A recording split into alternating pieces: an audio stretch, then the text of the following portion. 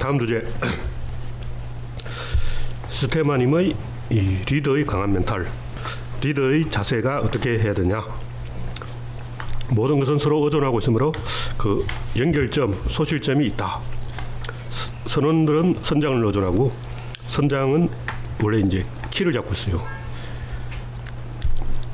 키는 바다를 의존하고 바다는 지구의 중력을 의존하고 만물은 석가의 연기법에 따라서 의존하여 일어난다. 그러나 고수는 어떤 대상에 의존하는 게 아니라 그러한 그 네트워크, 에너지의 연결망에 의존한다는 거죠. 다시 말해서 세상이 돌아가는 건 신뢰 때문인데 우리가 무엇을 신뢰하느냐죠. 일단 우리가 이제 전통적인 그 보수 꼴통 논리로 보면 회사는 한 가족이다. 사원들은 이 보수를 가부장으로 섬겨라. 우리는 한 식구 아니냐. 너희들 날 믿어, 그러고 다 해고시켜버린 거야. 그 콜텍인가 기타 만드는 그 업체 김무성이 노조 때문에 뭐 회사가 망했다. 알고 보니까 오너 때문에 회사가 망했다. 오너가 베트남으로 회사를 옮기려고 사기를 쳤다. 그래서 의존하고 있는 게 아니라 악용하는 거죠. 그래서 이 세상 모든 것은 그 타자성의 원리, 그러니까 대립적으로 봐야 돼요. 사주와 노동자는 이해관계가 대립된다. 학생과 학교 측은 이해관계 대립된다. 국민과 정권은 이해관계가 대립된다. 이렇게 대립적으로 봐야지 우리는 한편이 하는 순간 망하는 거죠. 그래서 근데 그렇게 대립적으로 의존하고 있다는 거죠. 아까 얘기했듯이 수직적 의존이 있고 수평적 의존이 있는데 수직적 의존은 이제 선원들이 선장에 의존하는 거고 수평적 의존은 노조와 사용자가 서로 대립적이고 서로를 감시하고 있기 때문에 서로를 못 믿기 때문에 오히려 믿을 수 있다. 장사꾼들은 아무것도 안 믿어요. 그래서 믿을 수 있는 거예요. 아무것도 안 믿는 놈이 믿을 수 있지. 잘 믿는 사람은 사이비 종교 믿어. 큰일 났어. 그래서 잘 믿는 사람은 믿을 수가 없어. 나는 아무것도 안 믿는다. 그런 사람은 믿을 수 있는 사람이에요. 사람을 안 믿으면 일을 믿게. 네? 일은 네? 이를테면 사람을 못 믿으니까 장사꾼 같은 경우는 그렇죠. 돈 주고받은 거 이익을 믿지. 그건 하는 확실하게. 그렇죠. 그러니까 방향성이 있어야 되는데 보통 문제가 되는 게 뭐냐면 이쪽에 맞추다가 저쪽에 맞추다가 양쪽에 맞추다가 가랑이가 찢어지는 안철수. 그러니까 어느 한쪽을 바라봐야 의사결정이 가능해진다. 그래서 믿음이라는 것은 실험 선수가 서로 삿발을 잡듯이 서로 상대방의 약점을 잡고 있어야 믿음이 있는 거예요. 그러니까 안 믿어야 믿는 거예요. 그래서 이 보면 부부도 그 각자 돈 관리하는 부부가 더 서로를 신뢰하고 돈을 다 맡긴 사람은 안 믿어요. 제자가 돈을 지금 친정으로 빼돌리고 있지 않을까. 남편이 내 모르게 시동생한테 돈을 갖다 주고 있지 않을까. 안 믿어. 안 믿는 거야. 그래서 안 믿는 것이 믿는 것이다. 결국은 그 믿는 것은 어떤 사람을 믿는 게 아니라 그러한 상호작용을 하다 보면 그 상호작용 구조를 절대 뗄 수가 없어요. 어떤 소실점이 있어. 연결되는 부분이 있기 때문에 그걸 끊을 수가 없기 때문에 그런 에너지 흐름을 믿는 거고 에너지의 낙차와 방향성을 믿는 거지 사람을 믿는다는 건 말도 안 되는 거죠. 그래서 누가 누구를 믿는다는 것은 저 사람이 믿을 만해서 믿는 게 아니라 저 사람은 믿을 만하지 않지만 내가 저 인간을 계속 갈굴 것이기 때문에 내가 감시하기 때문에 저 인간이 사고를 쳐봤자 부처님 손바닥 안에 손오공이다. 그래서 믿는 거죠. 그래서 북한이 핵 개발을 해도 중국이라든가 이런 주변국 때문에 마음대로 못할 것이다 이렇게 믿는 거예요. 그러니까 서로 불신하기 때문에 믿는 거지 그냥 막연하게 의존하는 것은 굉장히 위험한 생각이다. 그래서 감시하고 불신하라는 게 아니라 상호작용을 계속 유지하라는 거죠. 계속 뭔가 이 연결점이 있어야 돼요. 그리고 그 점이 끊어지는 순간 재앙이 시작되는 거예요. 그래서 박근혜처럼 사도 결정을 자기 마음대로 해버려요. 그 순간 재앙이 시작된다는 거죠. 불신이 시작되는 거예요. 그래서 절차를 밟아야 된다. 찬성하든 반대하든 국민에게 물어보는 절차가 반드시 있어야 되는 거예요. 그래서 이번에 또 정세균 국회의장 한마디에서 난리가 났더만 국회와 행정부도 서로 견제를 하니까 오히려 믿음이 되는 거지. 견제하지 않고 이정현처럼 박수부대가 되어 있으면 오히려 믿을 수 없다는 거죠. 이런 거를 봐야 된다. 그래서 그 서로 연결되어 있는 그 의존하고 있는 딱 그 만나는 접점이 있는데 그 접점을 내가 장악하고 있다고 그 상황에서는 믿을 수가 있다. 반드시 그 지점이 있어요. 또 오케스트라의 연주자라면 모든 사람이 지휘자의 지휘봉을 보고 있기 때문에 한 점이 있는 거예요. 그래서 그 한 점을 만들어내는 역할이 언론의 역할인데 전 국민이 한쪽을 바라보도록 언론이 유도한다는 거죠. 근데 우리나라는 언론이 부패했기 때문에 좀 개판이 되어 있다. 그래서 그 사회의 어떤 부분이든 그런 한 점이 있고 보통 보면 그 한 점은 어떤 새로운 것에 있어요. 그래서 끊임없이 뭔가 새로운 걸 만들어내야 돼요. 연예인들은 새로운 게 정 없으면 스캔들이라도 만들어서 뭐 연애하고 있다고 떠들어야 돼요. 그래서 그 한 점은 반드시 있고 그 점을 찾아서 통제하고 장악함으로써 믿을 수가 있다. 이런 얘기고. 이 주제에 대해서 질문하실 분 있어요? 네, 저렇게 방금 그 믿음에 대해서 이제 말씀을 하셨는데, 근데 요즘은 보면은 이제 믿지 말아야 될 것들을 믿는 사람들이 되게 많아졌어요. 그 사이비나 그렇죠. 그런 거 보면은 이렇게 보면은 이게 가장 큰 문제가 뭐냐면은 또 요즘은 저도 오늘 인터넷 보다가 알았는데 자기 아이에게 백신을 접종을 안 하는 부모들이 있다라는 거예요.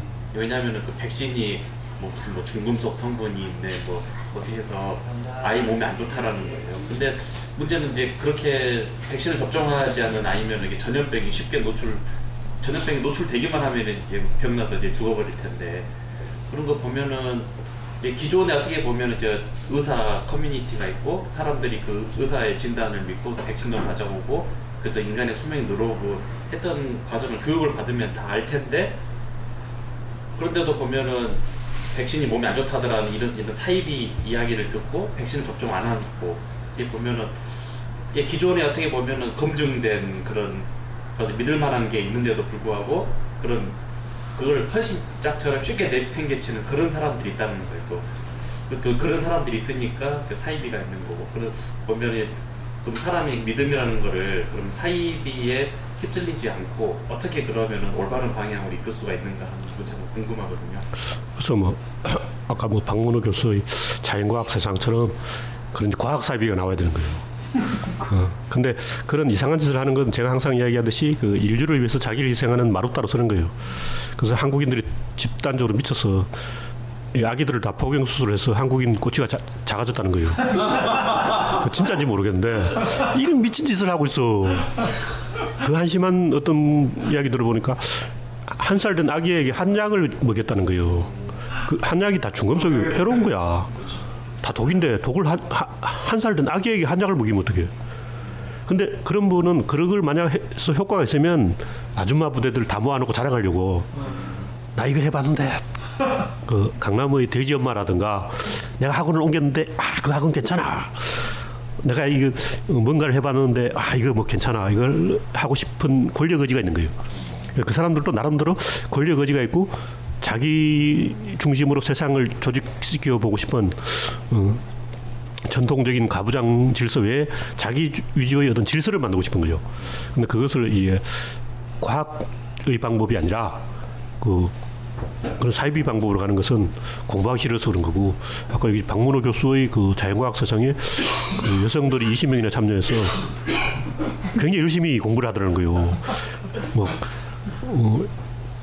굉장히 어려운 사이트예요. 그 사이트가 뭐 양자역학까지 거론하는 굉장히 대단한 사이트인데 첨단 과학 이론을 주장하는 건데 뭐 초신성 폭발이 어떻고 뭐 외행성이 어떻고 뭐 이런 얘기를 하는데 그걸 막 열심히 공부하는 거예요. 그래서 미치려면 좋은 쪽으로 미쳐보자. 별로 해가 없는 쪽으로. 그렇죠. 근데 원래 인간은 권력 의지가 있기 때문에 어떻게든 미쳐요. 그걸 막을 방법이 없다는 거죠. 그러니까 그게 먹히면 자기 중심으로 또 새로운 믿음을 만들어내려는 거죠. 자기가 사이비 종교 교주가 되려는 거예요. 그래서 이 점쟁이라든가 이런 걸 신뢰하는 게 아니라 내가 그 점쟁이한테 가는데 그 점쟁이 영하다. 그 점쟁이 영하대 하면 사람들이 나도 같이 따라온단 말이에요. 그걸 원하는 거야. 그렇죠. 그래서 점쟁이 개를 조직해서 뭐 단체로 점 보러 가고 막 우리나라에 점 마니아들이 많더라고요. 그래서 그 권력 의지가 작동하고 있다. 이렇게 생각하면 좀 이해가 될 것 같아요. 나름대로 그것도 사는 방법이기 때문에 어차피 그 미치는 거 좋은 쪽으로 미치면 돼요. 근데 저는 참그 문제가 참 아쉬운 게 뭐냐면 그 스티브 잡스가 네. 췌장암에 걸렸는데 대체의학을 고집하다가 이게 치료 시기를 놓쳐서 죽었다고 그러잖아요. 그래서 저는 그 부분은 저도 좀 안 걸리면 죽을 찬스 왔어 죽어야지 이렇게 딱 생각하고 있는데 자주 오는 찬스가 아닌데 그냥 뭐 약간 허무주의자가 아닌가, 마음속 깊은 곳에 상처가 있었던 게 아닌가, 그래서 죽을 찬스를 안 놓친 게 아닌가, 꼭 그 이왕 이렇게 된 바에 채식주의가 성과가 있는지 한번 실험을 해보자 이런 야망이 있었던 게 아닌가. 그래서 단순히 그걸 꼭 맛이 가서 그렇다기보다는 원래 인간이 좀 그런 존재다 이렇게 이해하는 게 좋겠습니다. 특히 좀 뜬 사람들이 그런 이상한 거 잘해요. 이왕 내가 떴으니까 남들이 다 지켜보고 있는데 안타 하나 쳐야 되겠다 이렇게 해서 쓸데없는 걸로 안타 치려고 하는 거예요. 그만큼 잡스도 압박을 받고 있는 거죠, 심리적으로. 잡스도 약간 인간이었다. 저는 그 스탠포드 연설에서 보면은 잡스가 그거 되게 잘하는데 그 죽을 때 췌장암 걸린 거 말고 그 이전에 암 한번 걸렸었어요. 그래서 그거를 스탠포드 연설에서 나는 암도 이겨낸 사람이다. 그렇죠. 그걸 하고 싶었던 거야. 나의 의지로 다 했다. 막 이러고 저 그걸 잘하는 지금 왜 저러지? 상태가 안 좋은 거예요. 수술에서 나왔어요. 그러니까 그때 수술을 했었는데, 그리고 실제로 잡스가 젊을 때 인도 여행을 많이 했잖아요. 저도 약간 인도 여행을 한 적은 없는데 인도 철학 같은 거 이렇게 하면은 인도 철학에서는 믿으면은 자기가 자기 몸을 컨트롤할 수 있다라고 하고 좀 그런 게 있어요. 진짜 사이비네. 잡스도 그런 걸 한 거 아닌가. 네, 이 정도로 이야기하고 다음 주제, 김용환님의 원천 기술. 우리나라는 왜 이 원천 기술을 못하고 이루 기술만 해야 되냐? 우리나라는 짝퉁만 만들어야 되냐? 뭐 이런 얘기인데, 원천 기술을 하고 싶어도 미국 때문에 못하고 있다. 물론 지금 하고 있는 것도 좀 있지만 우리나라도 뭐 신약 개발하고 좀 첨단 쪽을 많이 하고 있는데, 그래도 우리나라가 전반적으로 그 미국의 압박 때문에 못하는 게 너무 많아요. 제가 대통령이라면 한중일이 다 힘을 합쳐가지고 채터기를 만들 건데 여객기도 만들고 해야지 왜 우리는 에어버스나 보잉을 사서 쓰느냐고. 미국이 무서워서 그런 거야. 그게 실질적으로 온갖 압박이 들어온다고 봐요. 알게 모르게. 왜냐하면 첨단 기술은 다 군사적으로 이용이 가능해. 인터넷도 원래 군사용이고 IT가 다 군사용이라는 거죠. 그래서 우리가 만약 드론을 만든다면 미국이 굉장히 기분 나빠할 것 같아. 저 자식들은 뭐 또 사고 치려고 저러라. 미국 드론을 사서 쓰라고. 미국 드론 좋아. 그래서 미국이 방해하기 때문에 우리나라가 원천 기술을 못하고 있다. 그래서 한중일 힘을 합쳐서 미국의 압박을 극복해야 된다. 우리가 단독으로 한다 그러면 미국이 방해하는데 한중일이 같이 한다 그러면 미국이 못 건드리지 않을까. 북한도 끼워줘. 그렇죠. 로켓 발사 기술은 북한 걸 쓰면 되고 심하게 핵발전하고 이제. 우주 항공 쪽으로 가야죠. 북한이 근데 스텔스 전투기를 만다고 하면 미국 입장에서 굉장히 골치 아파지는 거예요. 그렇죠. 그리고 또 다음 주제, 오맹달님의 그 로타 사진. 이 양반에 대해서는 잘 모르는데 아마 SNS에서 뜨고 있는 분이 아닌가. 혹시 아는 분 있어요? 네, 로타가 이제 인스타에서 이제 여성들의 사진을 자기만의 컨셉으로 이렇게 찍어내는 사람. 근데 이제 원래 이런 그 소동이 가끔 한 번씩 일어나요. 그것이 정상적이다. 그런 양반도 한 좀 있어야 돼. 근데 이제 그거는 하위 문화이기 때문에 우리 같이 좀 알만한 사람들은 모른 척 해야지. 그거 자꾸 열불려고 막 흥분하면 안 돼요. 나는 반응하지 않는다. 이것이 나의 프라이드다. 나는 그런 거 절대 반응 안 해. 수준 높은 사람이다. 근데 보통 보면 조금 수준 낮은 사람들이 화장실 낙서 같은 걸 갖고 와서 이런 낙서를 하더니 천인공노할 만행이 있나 그러고 막 흥분하는 거야. 예를 들면 뭐 갱스트랩을 처음 듣는 사람은 이런 한심한 가수가 어떻게 이런 짓을 해? 가수가 마약 먹고 미쳤다 그러고 막 저스틴 비버 똥싼 바지 그것도 족같잖아. 아이, 그게 뭐야? 에미넴 뭐 이런 놈도 문신 새겨가지고 그거 뭐 하느냐고. 그런 짓 하면 안 되지. 그러고 막 야단치는 게 그 유림질이거든. 그걸 하면 안 돼. 난 야단 안 쳐. 난 싸이가 미친 짓을 해도 그래 해봐. 싸이는 잘하고 있어 그러지. 싸이 그러면 안 돼. 이렇게 안 한다고요. 아니 싸이가 그 광화문인가 시청 앞에서 막 무대에서 소주를 마시는 거야. 아, 그거 좀 괜찮았어. 전 국민이 다 보는 앞에서 노래 부르면서 소주 마시는 거야. 근데 그걸 꼭 해보고 싶었던 거야. 그래 다음에 양주 마시라고. 그러니까 사고 좀 쳐야 되는데 그런 이 밑바닥 이야기는 그 밑바닥 사람들이 자기들끼리 치고받고 논쟁하다가 슬슬 흘러가게 놔둬야 돼요. 근데 가끔 한 번씩 그걸 또 이제 때려주는 것도 나쁘진 않은데 굳이 그 우리가 하위 문화에 대해서 정색하고 달려드는 것은 아니다. 그리고 점잖은 사람은 그런 걸 웃어 넘겨야지. 내가 여기 그 흐름에 합세해야 되나? 그 아저씨야, 아저씨. 아재. 아재들이 그게 막 흥분해서 막 리플 달고 막 아이고 그 리플 달지 마. 아재들은 수가 있어. 그래서 그런 하위 문화는 어쩔 수 없는 거예요. 제가 이제 아줌마 파마를 좀 비판하고 있지만 그건 예를 들기 위해서 그런 거고 제가 뭐 아줌마 파마했다고 막 화내고 그러진 않아요. 그건 예를 들기 위해서 하는 얘기야. 등산복 이야기하는 것도 예를 들기 위해서 하는 거지. 제가 등산복 입고 지나는 사람 뭐 저런 한심한 막 흥분하는 건 아니에요. 그러진 않죠. 그렇죠. 근데 이제 막 예를 들면 그렇다 이런 거지. 그래서 하위 문화도 좀 있어야 되기 때문에 그 킴 카다시안이라든가 뭐 에미넴이라든가 저스틴 비버라든가 제가 아는 이름이 이거밖에 없지만 굉장히 많이 있을 거예요. 매일 그 뉴스에 나오는 사람. 근데 좀 신사들이 보면 속이 불불 끓을 거야. 왜 너는 머리가 골빈전인데 왜 자꾸 TV에 나오냐고. 왜 골빈전만 계속 TV에 나 같은 점잖은 사람은 TV에 안 보내주고. 그렇게 질투하면 지는 거라는 거죠. 그래 너 골빈선이가 나와 이렇게 봐줘야 돼. 화면을 세우면 2000년 동안 하는 거 있어. 그쵸. 로마 시대에도 계속 안 했어. 그래서 로타 사진에서는 그런데 반응하면 내가 지는 거기 때문에 무시한다. 이런 전략으로 나가주면 되겠습니다. 다음은 슈에님의 그 유랑 문제. 일본이 왜 덴노를 추종하는가? 이건 제가 예전에 굉장히 여러 번 이야기한 건데 섬나라들은 이 법과 제도가 아니라 관습으로 어떻게 해결하려고 그래요. 관습으로 해결하는 건 뭔가 이 얼버무리는 거거든. 사태를 해결 안 하는 거야. 왜 해결을 안 하느냐 하면 해결하는 게 안 좋아요. 예를 들면 조선시대에 우리나라 왕이 딱 보니까 산적이 있으면 안 되겠다. 다퉈볼. 그래서 그 전제군주제가 조선시대 발전에 기여했냐 아니라는 거죠. 오히려 조선이 전제군주국이 돼서 망했죠. 그래서 일본처럼 산적도 좀 있고 뭐 이상한 아저씨들 좀 있어야 된다. 우리는 조폭이 설치면 다 잡아넣어버리는데 일본은 야쿠자 사무실이 있어.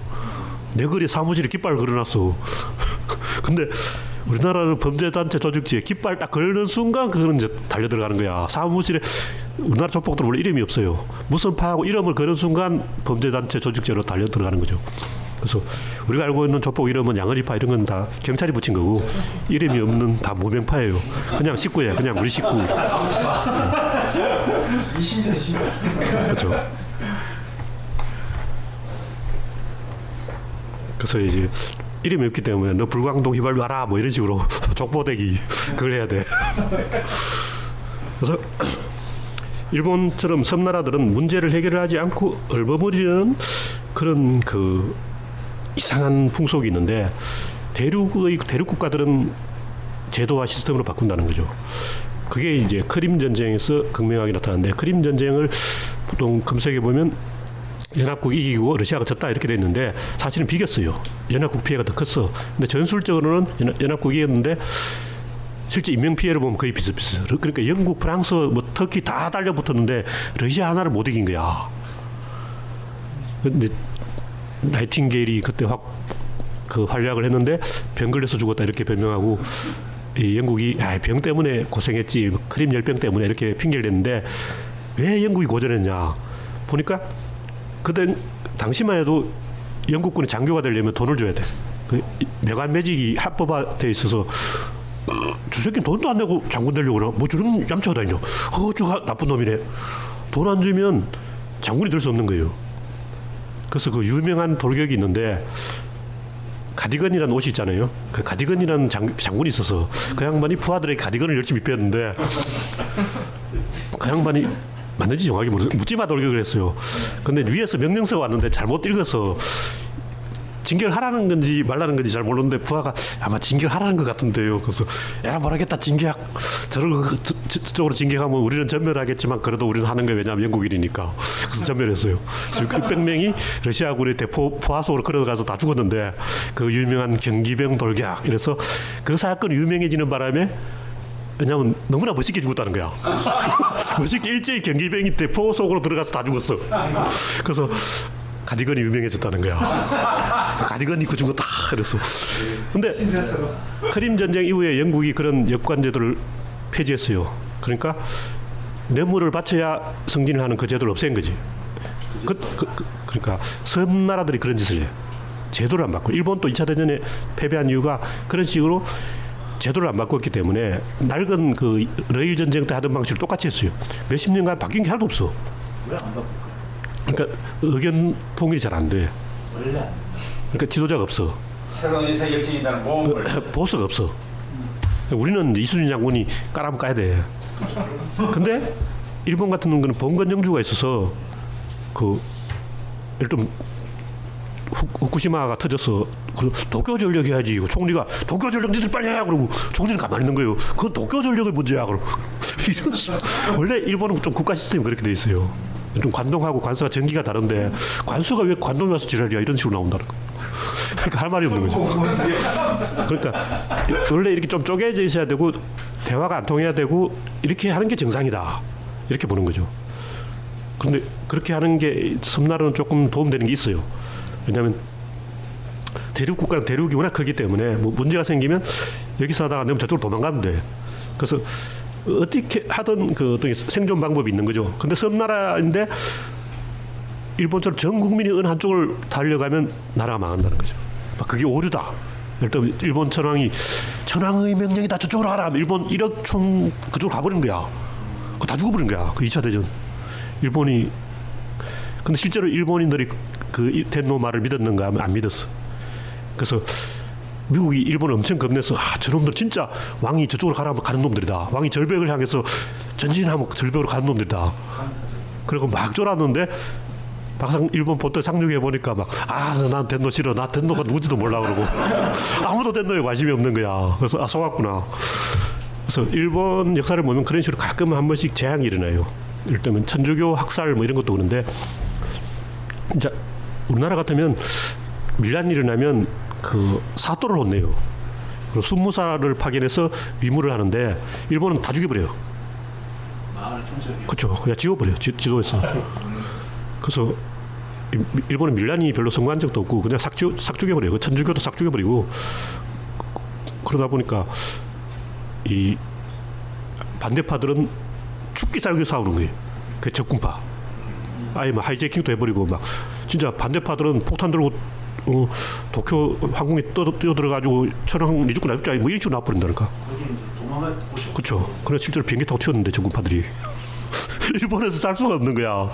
우리나라는 그 운동권들이 아직 살아 있어요. 잘 사는데 새누리당에 다 들어가 있어. 근데 일본은 그 운동권들이 살 수가 없어. 직장도 못 구하고. 그래서 적군파들이 그 비행기 타고 외국으로 갔다는 거죠. 그래서 아주 그 악랄하게 나와요. 일본에서는 저항할 때는 끝까지 해버린다.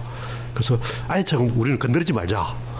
그게 일본 방식이라는 거죠. 그래서 일본이 왕을 없애지 못하는 이유가 진짜 왕을 없앴다가는 그런 적군파 같은 인간들이 도처에 나타나서 제일교포도 뭔가 좀 들고 일어날 것 같고 브라쿠민들도 들고 일어날 거고 야쿠자들도 심상치 않고 관서 애들, 오키나와 애들, 홋카이도 애들 쟤들 못 믿어. 쟤들 못 믿지. 일종의 트라우마가 있는데. 그렇죠. 일본은 역사적으로 실제 그런 일이 많이 있었어요. 재앙. 그렇죠. 집단 자살 뭐 이런 게 많이 있었어요. 옛날 뭐 충신장이라는 그 일본 유명한 사건도 있는데 사무라이들이 막 집단 자살하고 막 그래요. 그래서 진짜 궁지에 몰리면 니 죽고 나 죽고요. 그 사람들. 지만. 저 우리나라 사람들은 뭐 안 되면 도망가 버리는데 일본 사람들은 그냥 자살해 버려요. 도망갈 데 없으니까. 그래서 극단적으로 하지 말자. 이게 일본의 와 사상. 일본의 기본적인 신토 사상이 와 사상이고 와는 극단적으로 가지 말고 회사들도 정리해고 안 하고 종신고용. 그래서 일본 회사들이 이 파면을 해고를 안 한다는 거죠. 그래서 그냥 극단적으로 가면 안 된다. 미국은 해고해버리면 3개월 안에 재취업을 하는데 우리나라도 그렇고 일본도 그렇고 해고하면 재취업이 안 돼요. 소문이 다 나가지고. 그렇죠. 그래서 우리나라도 일본처럼 이 종신고용으로 가야 된다. 이런 게 좀 있죠. 또 너무 극단적으로 하면 되고.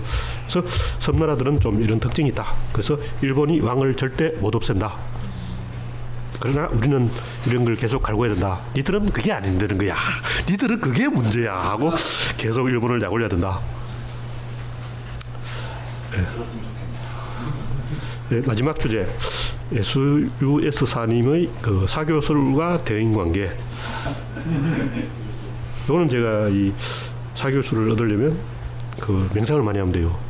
그 이제 명상파 중에 사교 잘하는 사람이 굉장히 많아. 예, 아재님 저번에 그 TV에 나온 이종성님 산속의 자연이라는 분, 그 양반이 굉장히 대인관계에 뛰어나고 이상한 짓을 많이 하고 방송에 뭐 5번 출연했다 그러는데 그분들 명상파거든요. 그 러비아님도 약간 마셔가지고 지금 사고 치고 다니는데 명상을 좀 하더니 사람이 좀 변했어. 그래 막 겁이 없어. 막 덤벼요. 아재님을 막 패고 막 그런 것 같아. 그러니까 명상을 하다가 뚜껑이 열려가지고 막 아나무인이 돼서 닥쳐 죽여 그러고 막 덤비는 거야. 그래서 막 비위가 좋아져서 못 가는 데 웃고 막 이렇게 돼서 지금은 너무 막 미쳐가지고 난리가 난리. 그래서 명상을 하면 대인관계나 사교술이 좋아진다. 그러나 원래 그 성격적이에요. 그래서 타고나서 그 대인관계가 그런 걸 잘하는 사람이 있어. 근데 원래 성격적으로 좀 안 맞는 사람은 굳이 그 사교나 대인관계 쪽으로 갈 필요가 없다는 거죠. 왜냐하면 이걸 많이 하는 나라가 좀 비참한 나라예요. 그러니까 전 국민적으로 사교나 대인관계 몸에서 그 처세술 공부하고 막 마음을 고친다 그러고 그런 나라는 좀 불쌍한 나라야. 그냥 자기 먹고 살면 되지 뭐하라고 사교해. 그냥 요즘 같은 IT 기업에 취업해서 코딩만 열심히 하면 밥 먹고 살아. 오유림처럼. 그러니까 안 하고 집에서 혼자. 그 어린이처럼 그냥 출근도 안 하고 그러면 되는데 뭐하러 사교하고 뭐 대인관계고 필요 없어. 피곤하게. 후진국이 이제 그런 사교를 많이 해야 돼. 후진국들은 기술 개발 안 하고 다 그 짝퉁을 만들기 때문에 남의 기술을 훔쳐야 된단 말이죠. 사교를 열심히 해서 경쟁사 그 기술자를 룸살롱에 데려가서 술을 진탕 먹여서 푹 삶고 구우고 볶고 찌지고 하면 기술이 다 넘어오는 거야. 다 이렇게 했어. 그래서 사교술이나 대인관계로 돈을 버는 나라는 후진국이다. 선진국은 성격들이 안 좋아요. 스티브 잡스 성격 안 좋아. 그렇죠. 성격 더러워도 잘 먹고 잘 사는 게 선진국이라는 거죠. 우리도 좀 성격 더럽게 살자. 그래서 너무 사교를 할 필요는 없다. 그리고 사교를 하려면 명상을 하면 된다. 구조론해서 사교 늘어난 사람이 많이 있어요. 진짜요. 구조론을 열심히 배워서 사교술이 더 발달한 사람이 많다니까. 그래서 이 정도로 제가 할 얘기는 이제 다 했고 질문하실 것 있으면 질문해 주십시오. 우리 1시간 했나? 1시간 반. 1시간 20분 했습니다. 이제 끝낼 네. 마지막으로 질문하실 것 있으면 한 말씀 하시겠다는 분 없습니까? 뭐 아까 맨 처음 건데 그 광주가 불렀다는 표현을 하셨잖아요. 근데 그건 이제 저는 제가 시사에 관심이 없어서 그런지 뭘 어떻게 불렀다는 거예요? 그러니까 광주 혁명운동. 5.18을 말씀하시는 거예요? 그렇죠. 그것이 일단 내가 충돌을 메고 앞장서 갈 테니까 니들 따라올래 이거거든요. 그러면 그것이 옳든 그러든 따라가야 돼. 일단 노동자가 파업을 하거나 그러면 그 파업이 옳은 파업이건 그런 파업을 시민을 지지하는 게 프랑스의 매너라는 거지. 교양 있는 사람들은 그것이 옳은지 그런지 안 따져요. 일단 지지해줘. 근데 그게 이제 일단 지지라는 게 참 아니 한쪽이 일방적으로 당하지 않게 딱 균형을 맞춰주는 거죠. 그 다음에 토론을 해서 정리하고 넘어가는 거지.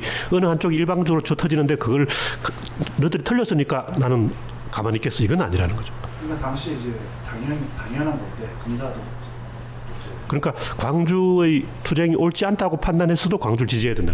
일단 약자. 그러니까 옳기 때문에 지지한다. 이거는 민주주의가 아니야. 들고 일어났으면 민주주의는 집회 결사의 자유가 있기 때문에 나하고 생각이 틀려도 들고 일어나면 들고 일어나는 그 자체는 지지해야 되는 거. 그것이 민주주의 사회에 돌아가는 원리라는 거죠. 그래서 나는 그 사람하고 생각이 틀리니까 지지 안 하겠어. 이건 잘못된 생각이에요. 그래서 저 사람들 너무 오버해서 안 되겠어. 이건 이해가 되는데 이 어떤 사람들이 소수가 고립되어서 궁지에 몰렸을 때는 무조건 도와줘야 돼. 일단 살려놓고. 그렇죠. 그래서 그때 대한민국이 모른 척한 것은 굉장히 이 고통스러운 일이에요. 당시에 좀 모른 척했었나요? 예? 당시에 좀 모른 척했었나요? 그렇죠. 일단 이제 이 사건이 부마라고 부산 마산에서 먼저 일어났어요. 그 광주가 두 번째로 일어난 거예요. 그럼 대구에서 세 번째로 일어나줘야지. 서울시 구청 앞에서 10만 명이 모였는데 심재철인가 그 녀석이 나쁜 놈이 해산해서 흩어버린 거예요. 그게 배반이라는 거죠. 그럼 광주에서 이어받아서 서울에 다시 모였어야 돼요. 근데 이제 전두환이가 비상계엄을 하니까 쫄아가지고 다들 침묵하고 있었던 거죠. 근데 예, 제가 제일 듣기 싫은 얘기는 나는 몰랐다. 제일 비겁한 얘기. 그걸 알고 모르고 문제가 아니야. 저는 흑백 TV를 보고 알았는데 TV만 봐도 그 사정을 다 알 수가 있어요. 그렇죠. 근데 그걸 TV에서 그 장면을 안 보여줬기 때문에 그래서 몰랐다는 것은 거짓말이라는 거죠. 그건 비겁한 행동이에요. 모를 이유가 없지. 충분히 알 수 있을 만큼. 그렇죠. 상식적으로 300명이 그 당시 소문에는 3,000명이지만 300명이 죽었다 해도 사상자가 3,000명인데 보통 사망자 사상자 10배라고요. 3,000명이 총에 맞은 거야. 대규모 전쟁이라고.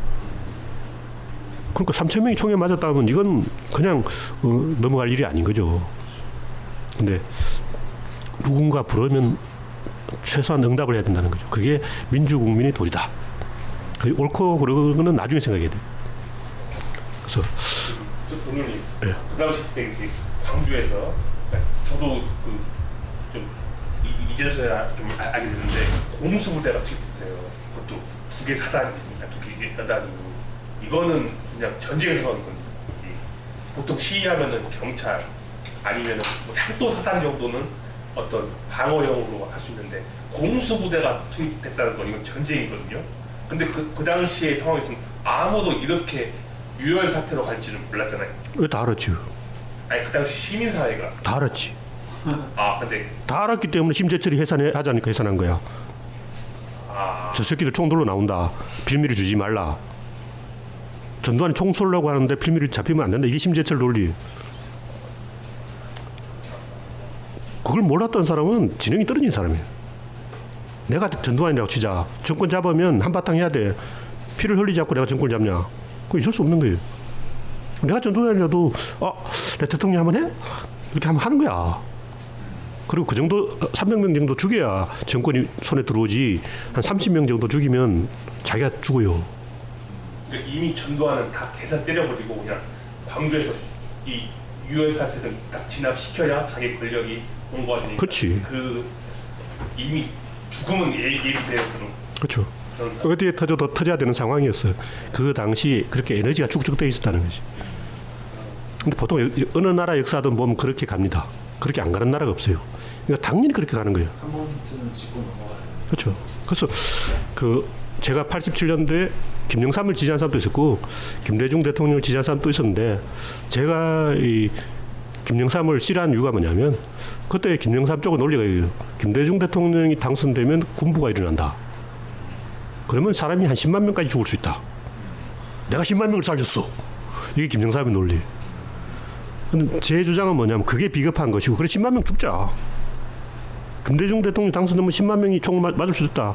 그러나 군부를 꺾으려면 그 정도 해야 된다. 그러니까 10만 명은 죽음을 각오하고 해야지. 군부가 일어나는 게 무서워서 김영삼 찍는다는 게 말이 되냐 이거지. 비겁한 행동인 거예요. 각오해야 되는 거예요. 그래서 87년도도 군부가 일어난다는 말이 있었고 실제로 그 전두환 쪽 주장에 의하면 그때 군부가 거의 뭐 출동할 뻔했다. 뭐 누가 그랬 전두환 부하가 그랬나? 누군가 그랬어요. 최근에 뉴스에 나온 얘기인데 그래서 그 친위 쿠데타가 일어날 뻔했다. 뭐 이런 얘기가 있어요. 그 당시 87년에 그 노태우가 6.29 선언 받게 된 계기가 뭐였냐면은 이제 전두환은 그 당시에 87년 6월 한일 때 지금 알려진 사실로는 그 군대를 투입해서 시위를 진압하고 그냥 호성으로 가자 했는데 이제 그 당시에 있는 영관급 장교들이 또 제2의 광주가 하면은 우리는 끝장난다. 그래서 이제 그 광주 사태가 이제 그 광주 사건이 이제 어떤 쿠데타를 막는데 또 큰 역할을 했다는 그런 얘기가 있더라고요. 그러니까 광주라는 두려움이 그러니까 친군부 내에서도 그 광주라는 두려움 때문에 그 쿠데타를 못한다고 그렇게 이야기를 합니다. 글쎄 그 말은 좀 신뢰할 수 있는 말인지 잘 모르겠어요.